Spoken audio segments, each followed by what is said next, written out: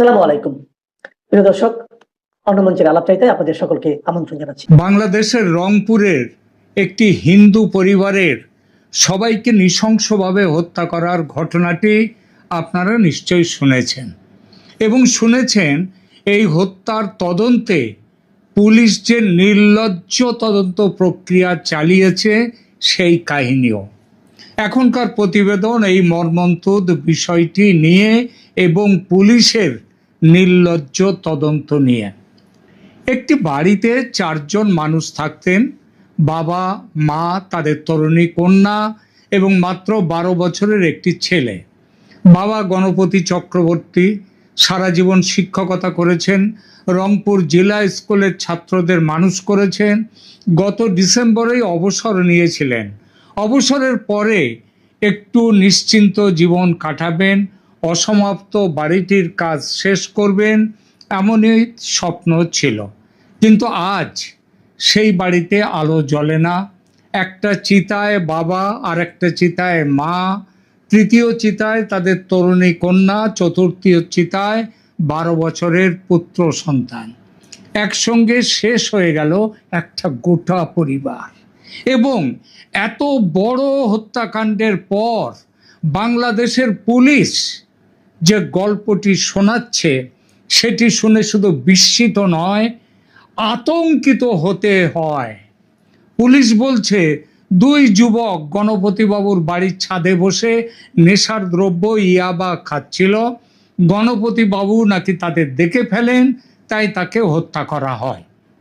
এরপর একে একে স্ত্রী, কন্যা এবং শিশুপুত্রকেও মেরে ফেলা হয়, যাতে কেউ হত্যাকারীদের চিনিয়ে দিতে না পারে। শিশুপুত্রটি ঘুমোচ্ছিল, তার দেখে ফেলার কোনো উপায় ছিল না, পুলিশের ভাষ্য। তবু ঘুমন্ত অবস্থায় তার নাকে মুখে বালিশ চাপা দিয়ে মেরে ফেলা হয়। তারপর খুনিরা নাকি সেই বাড়িতেই কয়েক ঘন্টা কাটায়, স্নান করে, ফ্রিজ খুলে খেজুর আর শশা খায়, ঘর তছনছ করে এবং বাড়িতে তালা লাগিয়ে চলে যায়। 2 জন নেশাড়ু যুবককে গ্রেপ্তারও করা হয়েছে। দুজনেই হিন্দু। তারা ম্যাজিস্ট্রেটের সামনে 164 ধারায় অপরাধ স্বীকার করেছেন বলে পুলিশ জানিয়েছেন। ব্যাস, হয়ে গেল রহস্যের সমাধান। মৃতদেহ পোড়াবার জন্য ছেড়ে দেয়া হলো, দ্বিতীয় পোস্টমর্টেমের জন্য রাখা হলো না, দেখা হলো না তরুণী কন্যা কোনো ধর্ষণের শিকার হয়েছেন কিনা। মনে পড়ছে খুব সঙ্গত কারণে কলকাতার আরজি কর হত্যাকাণ্ডে তড়িঘড়ি দেহ পুড়িয়ে দেওয়ার ঘটনা। এখানেও বিশেষ তদন্তের জন্য দেহ সংরক্ষণের ব্যবস্থা রাখা হয়নি। তদন্ত শেষ, অতএব পুড়িয়ে দাও দেহ। সেটাই হয়েছে রংপুরেও। কিন্তু সত্যি কি তদন্ত শেষ হয়েছে, নাকি বাংলাদেশের মানুষকে আরও একবার নতুন একটি জজ মিয়া নাটক দেখতে বাধ্য করা হচ্ছে? আমি বলছি না গ্রেপ্তার হওয়া 2 যুবক নির্দোষ, এটা আমি কখনোই বলছি না, আর এই মুহূর্তে তো বলছিই না। আমি এটাও বলছি না যে পুলিশের বক্তব্য পুরো মিথ্যে। কিন্তু এতগুলো অসঙ্গতি আছে যার উত্তর না দিয়ে শুধু একটি স্বীকারোক্তিকে সামনে এনে তদন্ত শেষ করে দিলে সন্দেহ উঠবেই। কারণ বাংলাদেশের ইতিহাস বলছে পুলিশের হেফাজতে তৈরি স্বীকারোক্তি কখনো কখনো সত্য উদ্ঘাটনের অস্ত্র নয়, বরং সত্য চাপা দেওয়ার পর্দা হয়ে ওঠে। প্রথম প্রশ্ন, 4 জনকে কেন হত্যা করতে হলো? ধরা যাক 2 যুবক সত্যিই ছাদে ইয়াবা খাচ্ছিল, গণপতিবাবু তাদের চিনে ফেললেন, ঝগড়া হলো, মাদকের প্রভাবে তারা গণপতিবাবুকে হত্যা করলো, ভয়াবহ। কিন্তু অপরাধের জগতে এমনটা অসম্ভব নয়। কিন্তু তারপর তার স্ত্রীকে শ্বাসরোধ করে হত্যা করা হলো। উচ্চশিক্ষিতা তরুণী কন্যাকে কয়েক মিনিট ধরে গলায় দড়ি পেঁচিয়ে হত্যা করা হলো। শেষে 12 বছরের ঘুমন্ত শিশুকে কাপড় ও বালিশ চাপা দিয়ে হত্যা করা হলো।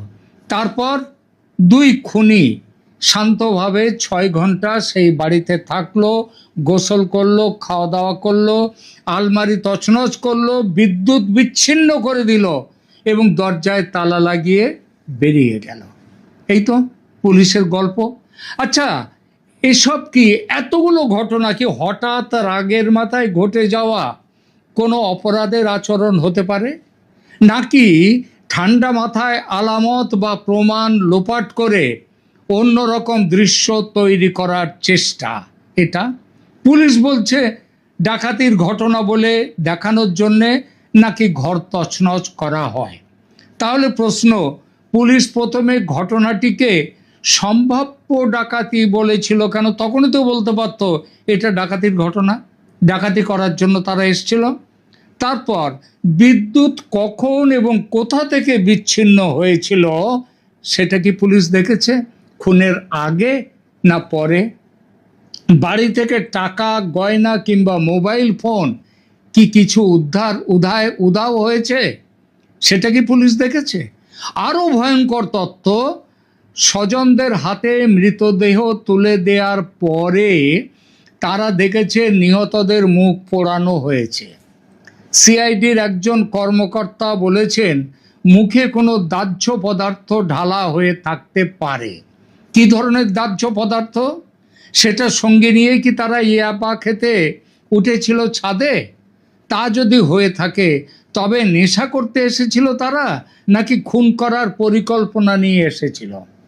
তাহলে তো পুলিশের যে থিসিস যে ইয়াবা খাওয়া দেখতে পাওয়ার ফলেই রাগের মাথায় এই খুন, সেই থিসিসটা তো বিসমিল্লাহ গলদ এটা প্রমাণ হয়ে যায়। ইয়াবা খেতে দেখে ফেলায় খুন, তারপর মুখ পুড়িয়ে দেওয়ার প্রয়োজনটাই বা কি? পরিচিত মানুষদের পরিচয় গোপন করার জন্য, নাকি অপমান করার জন্য মৃতদের, নাকি ফরেনসিক আলামত নষ্ট করার জন্য? মুখে কি তাহলে অন্য কিছু ছিল যে আলামত নষ্ট করার দরকার হয়েছিল, নাকি গোটা ঘটনার পেছনে আরো গভীর কোনো কাহিনী, গভীর কোনো বিদ্বেষ ছিল? কি সেই বিদ্বেষ? এই প্রশ্নগুলোর উত্তর পুলিশ খোঁজেনি, খোঁজার চেষ্টাও করেনি, ফলে আমরাও সেটা জানতে পারছি না।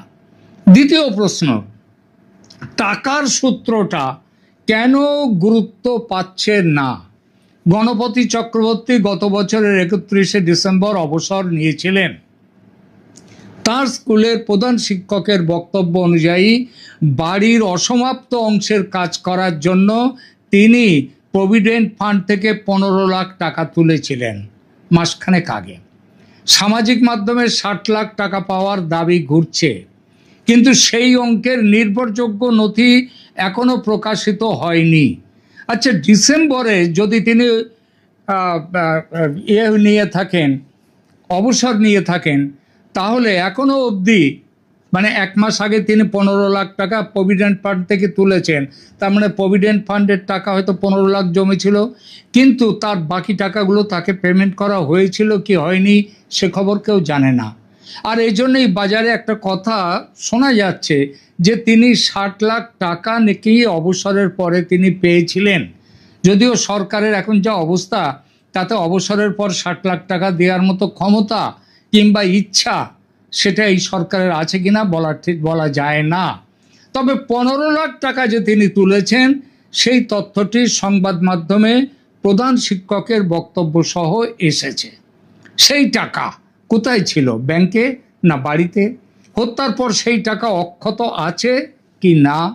পুলিশ কি ব্যাংকের হিসাব পরীক্ষা করেছে? আরও গুরুত্বপূর্ণ, গণপতিবাবুর বড় ভাই গোপীনাথ চক্রবর্তী প্রকাশ্যে জানিয়েছেন বাড়ি নির্মাণের সময় চাঁদা চাওয়া নিয়ে বিরোধ হয়েছিল। তার সন্দেহ হত্যাকাণ্ডটি পরিকল্পিত এবং সেই পুরনো বিরোধের সঙ্গে এর সম্পর্ক থাকতে পারে। স্থানীয় মহলে আরও গুরুতর অভিযোগ শোনা যাচ্ছে, যে সেই অভিযোগটা হলো অবসরের টাকা থেকে একটি অংশ চাঁদা হিসেবে দাবি করা হয়েছিল। না দিলে বাড়ি করতে দেয়া হবে না, শুধু তাই না, কন্যার ক্ষতি করার হুমকিও দেয়া হয়েছিল। এটা শোনা যাচ্ছে। এটা ঠিক যে চাঁদাবাজদের দলীয় পরিচয়, 60 লাখ টাকার অঙ্ক কিংবা কন্যাকে ধর্ষণের হুমকির অভিযোগ এখনো প্রকাশ্য নথি বা নির্ভরযোগ্য তদন্তে প্রমাণিত হয়নি। আসলে তদন্তই তো হলো না, আর তাহলে প্রমাণটা কি হেঁটে হেঁটে পুলিশের কাছে আসবে? তাই এগুলোকে অভিযোগ হিসেবে আমি ধরছি, চূড়ান্ত সত্য হিসেবে ধরছি না। তবে অভিযোগ হলেও এগুলো যে গুরুতর অভিযোগ সেটা বলার অপেক্ষা রাখে না। প্রশ্ন হলো, পুলিশ কি এগুলো তদন্ত করেছে? কারা চাঁদা চেয়েছিল? কোনো ফোন কল, বার্তা, সাক্ষী বা পুরনো অভিযোগ আছে কিনা? নির্মাণ কাজের ঠিকাদার ও শ্রমিকদের জিজ্ঞাসাবাদ করা হয়েছে কিনা? নাকি ইয়াবার গল্প পাওয়া গেছে বলেই বাকি সব দরজা বন্ধ করে দেয়া হলো? কারণ সেটাই সরকার এবং পুলিশের কাছে, সেইটাই তাদের চাওয়া, সেইটাই। দুই অভিযুক্ত খুনি নাকি তারা খুনের সহযোগী, নাকি বলির পাঁঠা? গ্রেপ্তার দুই যুবকের পরিবার ও পরিচিতরা দাবি করছেন তারা নেশাসক্ত নন, এমনকি বিড়ি সিগারেটও নাকি খায় না। পরিবারের বক্তব্য অবশ্য নির্দোষিতার প্রমাণ নয়। বহু অপরাধীর পরিবারও বিশ্বাস করে তাদের সন্তান এমন কাজ করতে পারে না। অন্যদিকে পুলিশ কাউকে ইয়াবা সেবী বললেই সেটিও প্রমাণ হয়ে যায় না। এই যে এদের শরীরের টক্সিকোলজি, যে দুজন খুনি বলে ধরা হয়েছে তাদের শরীরের টক্সিকোলজি পরীক্ষা করা হয়েছিল কি? বাড়ি বা পোশাক থেকে একটি ইয়াবা পাওয়া গেছে? ছাদ থেকে তাদের আঙুলের ছাপ, ডিএনএ বা মাদকের প্যাকেট কি উদ্ধার হয়েছে? মৃতদের শরীর ও নখে অভিযুক্তদের ডিএনএ মিলেছে কি? অভিযুক্তদের মোবাইল লোকেশন কি বলছে? ঘটনার রাতে তারা কাদের সঙ্গে যোগাযোগ করেছিলেন? পুলিশ বলছে একজনকে ধরতে গেলে অন্যজন পালানোর চেষ্টা করেছিল, এটিও সন্দেহের কারণ। আবার দুজনেই ম্যাজিস্ট্রেটের সামনে হত্যার কথা স্বীকার করে ফেলেছে প্রায় সঙ্গে সঙ্গে, সেটিও অত্যন্ত গুরুত্বপূর্ণ। কিন্তু স্বীকারোক্তি যতই গুরুত্বপূর্ণ হোক, ফরেনসিক প্রমাণ দিয়ে সেটা সমর্থিত হতে হবে। কারণ বাংলাদেশের ইতিহাসে এমন একজন মানুষ আছেন যিনি ম্যাজিস্ট্রেটের সামনে ভয়ঙ্কর সন্ত্রাসী হামলার দায় স্বীকার করেছিলেন, অথচ পরে প্রমাণিত হয়েছিল পুলিশের শেখানো মিথ্যে গল্প বলতে তাকে বাধ্য করা হয়েছিল। তার নাম কি? জজ মিয়া। বাংলাদেশে পুলিশি ব্যবস্থায়, বিচার ব্যবস্থায় জজ মিয়া নামটা খুব পরিচিত। বাংলাদেশের সবচেয়ে কুখ্যাত পুলিশি নাটক জজ মিয়া। 2004 সালের 21শে আগস্ট ঢাকার বঙ্গবন্ধু এভিনিউয়ে আওয়ামী লীগের সমাবেশে সামরিক মানে মিলিটারি গ্রেনেডের হামলা হয়েছিল। তখন বিরোধী নেত্রী শেখ হাসিনা বক্তৃতা শেষ করেছেন। ঠিক সেই সময় একের পর এক গ্রেনেড নিক্ষেপ করা হয় তাদের উদ্দেশ্যে। আইভি রহমান সহ 24 জন নিহত হন, কয়েকশো মানুষ আহত হন। শেখ হাসিনা অল্পের জন্য প্রাণে বেঁচে যান, কিন্তু তার কানে আঘাত লাগে। আজ অবধি তিনি কানে ভালো শুনতে পান না। বাংলাদেশের রাজনৈতিক ইতিহাসে এটা শুধু একটি সন্ত্রাসী হামলা নয়, একটি রাজনৈতিক দলের শীর্ষ নেতৃত্বকে একসঙ্গে নিশ্চিহ্ন করার প্রচেষ্টা ছিল। আর এই প্রচেষ্টা কাদের? তখন ক্ষমতায় ছিল খালেদা জিয়ার বিএনপি জামাত জোট সরকার।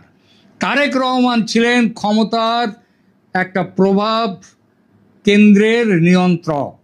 তার রাজনৈতিক কার্যালয় ছিল হাওয়া ভবন, যে হাওয়া ভবনকে ঘিরে প্রশাসন, ব্যবসা এবং রাষ্ট্রীয় সিদ্ধান্তে প্রভাব বিস্তারের বিস্তর অভিযোগ ছিল। কিন্তু গ্রেনেড হামলার তদন্তে প্রকৃত অপরাধীদের অনুসন্ধানের বদলে সামনে আনা হলো নোয়াখালীর দরিদ্র যুবক জামাল আহমেদকে, যিনি জজ মিয়া নামে পরিচিত। জজ মিয়া ঢাকায় পোস্টার ও ক্যাসেট বিক্রি করে সংসার চালাতেন। 2005 সালে সিআইডি তাকে গ্রামের বাড়ি থেকে তুলে নিয়ে যায়। রিমান্ডে নির্যাতন করা হয়, ক্রস ফায়ারে মেরে ফেলার ভয় দেখানো হয়। বলা হয় পুলিশের শেখানো বক্তব্য অনুযায়ী স্বীকারোক্তি দিলে তিনি বাঁচবেন, তাকে বিদেশে পাঠানো হবে এবং তার পরিবারের দায়িত্ব নেওয়া হবে। এরপর জজ মিয়া ম্যাজিস্ট্রেটের সামনে 164 ধারায় স্বীকারোক্তি দিলেন। পুলিশ ঘোষণা করলো রহস্য উদ্ঘাটিত, কিন্তু অনুসন্ধানী সাংবাদিকেরা, দুঃখের কথা সেই সাংবাদিক, সেই মিডিয়া আর বাংলাদেশের, আজকের বাংলাদেশে নেই। কিন্তু সেদিন অনুসন্ধানী সাংবাদিকরা আবিষ্কার করলেন পরে যে সিআইডি জজ মিয়ার মাকে প্রতি মাসে 2,000-2,500 করে টাকা দিচ্ছিল। টাকা দেয়া বন্ধ হওয়ার পর পরিবার গোটা ব্যবস্থা ফাঁস করে দেয়। পরে পুনর্তদন্তে দেখা যায় জজ মিয়ার সঙ্গে হামলার, মানে ওই গ্রেনেড হামলার কোনো সম্পর্কই ছিল না। তাকে ব্যবহার করা হয়েছিল একটি সাজানো গল্পের প্রধান চরিত্র নায়ক হিসেবে। অর্থাৎ পুলিশি হেফাজতের স্বীকারোক্তি এবং ম্যাজিস্ট্রেটের সামনে 164 ধারার জবানবন্দি দুটোই ছিল ঝুট। পুরো গল্পটা ছিল মিথ্যে, সত্যের একেবারে বিপরীত। তারেক রহমানের ইতিহাসও বলতে হবেই এই প্রসঙ্গে। 21শে আগস্ট মামলার পরবর্তী তদন্তে হরকাতুল জিহাদের নেতা মুফতি হান্নান, বিএনপি সরকারের প্রাক্তন স্বরাষ্ট্র প্রতিমন্ত্রী লুৎফুজ্জামান বাবর, প্রাক্তন উপমন্ত্রী আব্দুস সালাম পিন্টু এবং বিভিন্ন গোয়েন্দা ও পুলিশ কর্মকর্তার নাম উঠে আসে ওই গ্রেনেড হামলা প্রসঙ্গে। 2011 সালের সম্পূরক অভিযোগপত্রে তারেক রহমানকেও অপরাধী হিসেবে অন্তর্ভুক্ত করা হয়। রাষ্ট্রপক্ষের অভিযোগ ছিল হাওয়া ভবনে তারেক রহমান স্বয়ং গ্রেনেড ষড়যন্ত্রের বৈঠক করেছিলেন এবং রাষ্ট্রযন্ত্র ব্যবহার করে হামলাকারীদের রক্ষা করা এবং তদন্তকে বিপথে চালানো হয়েছিল তারেক রহমানের নেতৃত্বে। 2018 সালের বিচারিক আদালত তারেক রহমানকে দোষী সাব্যস্ত করে যাবজ্জীবন কারাদণ্ড দেয়। আদালত ঘটনাটিকে রাষ্ট্রীয় ক্ষমতার অপব্যবহারের মাধ্যমে সংঘটিত সুপরিকল্পিত অপরাধ হিসেবে বর্ণনা করেছিল। কিন্তু এখানে ইতিহাস থেমে নেই। 2018 পরে আস্তে আস্তে এলো 2024। তারেক রহমান কিন্তু ছিলেন কোথায়? লন্ডনে বসে। 2024 সালে হাসিনার পতনের পর মোহাম্মদ ইউনূস সরকারের ব্যবস্থাপনায় বাংলাদেশের হাইকোর্ট তারেক রহমান সহ সমস্ত অভিযুক্তদের খালাস দেয়। আদালত ওই যে সম্পূরক অভিযোগপত্র, চার্জশিট যেটা, সেটাকে তার যে স্বীকারোক্তি, সাক্ষ্য, বিচার প্রক্রিয়ায় গুরুতর আইনি ত্রুটি দেখতে পেয়ে এই সিদ্ধান্ত নিয়েছিল যে এরা কেউ অপরাধী নয়। এরপর 2025 সালে সুপ্রিম কোর্টের আপিল বিভাগও সেই খালাস বহাল রাখে। তাই বর্তমান আইনি অবস্থান অনুযায়ী তারেক রহমানকে 21শে আগস্ট হামলার অপরাধী বা পরিকল্পনা বলা এখন যাবে না। সঠিক বক্তব্য হলো তিনি 2018 সালে দোষী হন, যাবজ্জীবন পান এবং 2024-এ উচ্চতর আদালতে খালাস পান, আর 2025-এ সুপ্রিম কোর্টও তাকে বেকসুর খালাস দিয়েছে এবং আজ তিনি প্রধানমন্ত্রী। কিন্তু এতে কি জজ মিয়া নাটকের সত্যটা মুছে গেল? না। একজন নিরপরাধ মানুষকে তুলে এনে নির্যাতন করে টাকা দিয়ে ও বিদেশে পাঠানোর লোভ দেখিয়ে ম্যাজিস্ট্রেটের সামনে মিথ্যে স্বীকারোক্তি দেওয়ানোর ঘটনাটি বাংলাদেশের ইতিহাসের অংশ, আর সেই ইতিহাস আবার ফিরে এসেছে এখন। সেই ঘটনা ঘটেছিল বিএনপি জামাত সরকারের আমলে। আজ সেই তারেক রহমান বাংলাদেশের প্রধানমন্ত্রী। ফলে গল্পের শুরুতেই পুলিশি বয়ান নিয়ে সন্দেহের পাহাড় তৈরি হয়ে গেছে। তাই তারেক সরকারের দায়িত্ব আরও বেশি, যদি অবশ্য তিনি দায়িত্ব পালন করতে চান। রংপুরে যেন আর একটা জজ মিয়া নাটক না হয়, সেটা নিশ্চিত করার দায়িত্ব তাঁর। এবার আসি বাংলাদেশের মূল রোগ বিষয়ে। সংখ্যালঘু পরিবার বলেই কি প্রশ্নগুলো চাপা পড়বে? গণপতি চক্রবর্তীর পরিবার হিন্দু পরিবার, শুধু এই পরিচয়ের ভিত্তিতে হত্যাকে সাম্প্রদায়িক অপরাধ ঘোষণা করা এখনই হয়তো ঠিক নয়, কারণ সাম্প্রদায়িক উদ্দেশ্যে নির্দিষ্ট প্রমাণ এখনো প্রকাশিত হয়নি, কিন্তু তাদের সংখ্যালঘু পরিচয় যেটা আছে সেটাকেও অপ্রাসঙ্গিক বলা যায় না। বাংলাদেশের সংখ্যালঘু পরিবারগুলো জমি দখল, বাড়ি নির্মাণে চাঁদাবাজি, মন্দিরে হামলা, ভয় দেখানো এবং রাজনৈতিক আশ্রয়হীনতার অভিযোগ এসবগুলো বহুদিন ধরে হয়ে আসছে। যখন কোনো সংখ্যালঘু পরিবারের 4 জন একসঙ্গে খুন হন এবং পূর্ববর্তী চাঁদাবাজির অভিযোগ ওঠে, তখন রাষ্ট্রের দায়িত্ব শুধু 2 যুবককে ধরে প্রেস কনফারেন্স করা নয়। 2 জন হিন্দু যুবককে ধরল পুলিশ, আর তার ফলে ঘটনার সাম্প্রদায়িক অ্যাঙ্গেল উধাও হয়ে গেল, কর্পূরের মতো উবে গেল। এটা কোনো বিশ্বাসযোগ্য গল্প নয়। রাষ্ট্রকে প্রমাণ করতে হবে হত্যার পেছনে সাম্প্রদায়িক বিদ্বেষ ছিল কিনা, চাঁদাবাজির অভিযোগ সত্যি কিনা, কোনো রাজনৈতিকভাবে প্রভাবশালী ব্যক্তি যুক্ত কিনা, ধৃত 2 জন একাই অপরাধ করেছে না তাদের পেছনে অন্য নির্দেশদাতা ছিল, পরিবারের অর্থ সম্পত্তি দখলের কোনো পরিকল্পনা ছিল কিনা, এবং এর পেছনে সাম্প্রদায়িক অ্যাঙ্গেল কতটা তীব্র ছিল কিনা। তারেক রহমানের সরকার যদি ভেবে দেখে সংখ্যালঘুদের শুধু উৎসবের সময় নিরাপত্তা দেবেন আর সেটুকু নিরাপত্তা দিয়ে দায়িত্ব শেষ করবেন, সেটা চলবে না। সংখ্যালঘুর বাড়ি, জমি, কন্যার সম্মান এবং জীবনকে সমান মূল্য দিতে হবে, নইলে নাগরিকত্ব আমার সোনার বাংলা ওর কথাগুলো কাগজে থাকবে, নিরাপত্তা থাকবে সংখ্যাগরিষ্ঠের অনুমতির ওপর, তাদের মর্জির ওপর, বাংলাদেশে যেটা সাধারণ রোগের লক্ষণ। এবার আসি বিচার ব্যবস্থার নামে যে প্রহসন চলছে বাংলাদেশে, সেই প্রসঙ্গে 2টো কথায়। বিচার ব্যবস্থা বলতে শুধু বিচারকের এজলাস বোঝায় না, পুলিশ, তদন্তকারী সংস্থা, ফরেনসিক বিভাগ, সরকারি আইনজীবী সব মিলে ফৌজদারি বিচার ব্যবস্থা। কিন্তু এই পুলিশ যদি প্রথমেই ভুল বা সাজানো মোটিভ স্থির করে থাকে, পরে সব প্রমাণকে সেই গল্পের সঙ্গে মেলাতে থাকে, তাহলে আদালতে পৌঁছানোর আগেই বিচার বিকৃত হয়ে যায়। আর আদালতের যে বিচারকদের, তাদেরকে কিভাবে তাড়িয়ে দিয়ে ওই 2024 আগস্টের বিপ্লব, তথাকথিত বিপ্লবের পর নতুন লোকদেরকে সেখানে বসানো হয়েছে, তাদের রাজনীতি দেখে, তাদের বিচার ব্যবস্থায় তারা যেভাবে করছে সেগুলো দেখে, তাদের রাজনৈতিক মতামত দেখে, তাহলে বিচার তো বিকৃত হবে। জজ মিয়া মামলায় ঠিক সেটাই হয়েছিল। আবার রাজনৈতিক সরকার বদলের সঙ্গে যদি তদন্তের কাহিনী, আসামির তালিকা, আদালতে উপস্থিত প্রমাণ সব বদলে যায়, তাহলে সাধারণ মানুষ কাকে বিশ্বাস করবে? শুনতে পাচ্ছেন বাংলাদেশের বিচারপতিরা, প্রধান বিচারপতি, বাংলাদেশের প্রধানমন্ত্রী 2004 থেকে 2025 একই গ্রেনেড হামলা নিয়ে 4টে শাসন পর্বে 4 রকম তদন্ত, রাজনৈতিক কাহিনী তৈরি হয়েছে। 24 জন মারা গেলেন, কয়েকশো মানুষ আজও শরীরে স্প্লিন্টার নিয়ে বেঁচে আছেন, কিন্তু 2 দশকের পরে সর্বোচ্চ আদালতে সব অভিযুক্ত খালাস। তাহলে হামলাটা করলো কে? এই প্রশ্নের উত্তর আজও যদি না পাওয়া যায়, তবে সেটা শুধু একটা মামলার ব্যর্থতা নয়, বাংলাদেশের গোটা বিচার ব্যবস্থার ব্যর্থতা।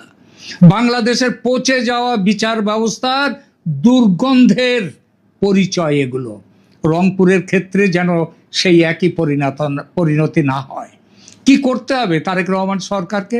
প্রথমত পুলিশি প্রেস ব্রিফিংকে চূড়ান্ত সিদ্ধান্ত হিসেবে যে প্রচার করা হচ্ছে, সেই প্রচার বন্ধ করতে হবে এক্ষুনি। দ্বিতীয়ত সিআইডি ও ফরেনসিক বিশেষজ্ঞদের দিয়ে স্বাধীনভাবে সমস্ত প্রমাণ পরীক্ষা করাতে হবে। তৃতীয়ত অভিযুক্তদের mobile location, call record, DNA, আঙুলের ছাপ, সিসিটিভি ফুটেজ প্রকাশযোগ্য পর্যায়ে আদালতে জমা দিতে হবে। চতুর্থত গণপতিবাবুর ব্যাংকের হিসাব এবং অবসরের অর্থের গতিপথ পরীক্ষা করতে হবে। পঞ্চমত বাড়ি নির্মাণের সময় কারা চাঁদা চেয়েছিল, তাদের নাম, রাজনৈতিক পরিচয় এবং অভিযুক্তদের সঙ্গে যোগাযোগ খতিয়ে দেখতে হবে। ষষ্ঠত মুখ পোড়াতে ব্যবহৃত পদার্থটা ঠিক কী এবং কেন ব্যবহার হয়েছিল তার ফরেনসিক উত্তর দিতে হবে। সপ্তমত সংখ্যালঘু সম্প্রদায়ের প্রতিনিধি, মানবাধিকার কর্মী এবং পরিবারের আইনজীবীকে তদন্তের অগ্রগতি নিয়মিত জানাতে হবে। প্রয়োজনে বিচার বিভাগীয় তদন্ত কমিশন গঠন করা হোক। শুধু পুলিশ নিজের তদন্ত নিজেই যাচাই করলে সন্দেহ দূর হবে না। শেষ কথা তাহলে কি বন্ধুরা, গণপতি চক্রবর্তী শুধু একজন হিন্দু শিক্ষক ছিলেন না, তিনি বাংলাদেশের একজন নাগরিক ছিলেন।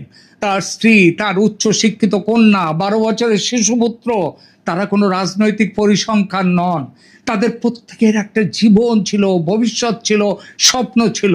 আজ 4টি জীবন নিভে যাওয়ার পর সবচেয়ে বড় অপরাধ হবে তাদের মৃত্যুকেও একটা সুবিধাজনক পুলিশি গল্পের নিচে চাপা দিয়ে দেয়া। গ্রেপ্তার 2 যুবক অপরাধী হলে বৈজ্ঞানিক প্রমাণ দিয়ে তাদের সর্বোচ্চ শাস্তি নিশ্চিত করা হোক, কিন্তু তাদের পেছনে কোনো নির্দেশদাতা থাকলে, কোনো চাঁদাবাজ গোষ্ঠী থাকলে, কোনো রাজনৈতিক ছত্রছায়া থাকলে, কোনো সাম্প্রদায়িক অ্যাঙ্গেল থাকলে, সেই অ্যাঙ্গেল কারা এনেছে তাদেরও সামনে আনতে হবে। 2 দরিদ্র বা নিম্নবিত্ত যুবককে 4টি হত্যার সম্পূর্ণ দায় দিয়ে প্রভাবশালীদের বাঁচিয়ে দেয়া হলে বাংলাদেশের মানুষ আবার বলবে জজ মিয়া মরেনি, শুধু তার নাম বদলেছে। প্রধানমন্ত্রী তারেক রহমানের সামনে তাই এটি শুধু একটি হত্যা মামলা নয়, তার সরকারের বিশ্বাসযোগ্যতার পরীক্ষা। যে রাজনৈতিক শাসন আমলে জজ মিয়ার মতো কলঙ্কজনক ঘটনা ঘটেছিল, সেই একই দলের বর্তমান সরকারকে প্রমাণ করতে হবে এবার তারা আর সেই আগেকার যা করেছিলেন সেটা পুনরাবৃত্তি করবেন না। ভারত সরকার এখনো এই হত্যাকাণ্ড নিয়ে কোনো মন্তব্য করেনি, কিন্তু বোধহয় করেনি এই জন্যেই করেনি যে বাংলাদেশ সরকারের পুলিশ মাথা খাটিয়ে ভালো একটা বুদ্ধি বার করেছে। 2 হিন্দু যুবককে গ্রেপ্তার করে হিন্দুকে খুন করেছে, অতএব এর মধ্যে সাম্প্রদায়িক ব্যাপার নেই। এই থিসিস বাজারে ছেড়ে ভারত সরকারকে মন্তব্য করা থেকে সম্ভবত দূরে রেখেছে। তবে কথাটা হলো, ভারতের বিবৃতি সংখ্যালঘুদের নিরাপত্তার একমাত্র ভরসা হতে পারে না। তারা নিজেদের রাষ্ট্রের কাছে সমান নাগরিকের অধিকার চান, তারা বাঁচার অধিকার চান, আর মৃত্যুর পরে অন্তত কেন তাদের এভাবে মরতে হলো সেই সত্যটুকু জানতে চান। গণপতি চক্রবর্তীর পরিবারের জন্য ন্যায় বিচার মানে শুধু 2 অভিযুক্তের ফাঁসি নয়, ন্যায় বিচার মানে শেষ নির্দেশদাতা পর্যন্ত পৌঁছানো, প্রতিটি আলামত প্রকাশ করা এবং এমন একটি বিচার নিশ্চিত করা যাকে সরকার বদলালেও মিথ্যা বলে উড়িয়ে দেওয়া যাবে না। আর বাংলাদেশের বিচার ব্যবস্থা, আপনাদেরকে বলি, মানুষ হন আগে, বিচারপতি হওয়ার আগে অন্তত মানুষটা হন। তাই প্রশ্নটা খুব সরল, রংপুর পুলিশ কি 4টি হত্যার রহস্যের সমাধান করেছে, নাকি আরও একবার একটি ভয়াবহ সত্যের সামনে 2 নতুন জজ মিয়াকে দাঁড় করিয়ে দিয়েছে? উত্তরটা বাংলাদেশের সরকারকে দিতে হবে, বাংলাদেশের বিচার ব্যবস্থাকে দিতে হবে, বাংলাদেশের পুলিশি ব্যবস্থাকে দিতে হবে। এবং উত্তর না পাওয়া পর্যন্ত প্রশ্ন থামানো যাবে না। এবং এই অবস্থা যদি চলতে থাকে তাহলে বলতে হবে, ছি বাংলাদেশের পুলিশি ব্যবস্থা, ছি বাংলাদেশের বিচার ব্যবস্থা, ছি বাংলাদেশের সরকার। এখানেই রাখছি।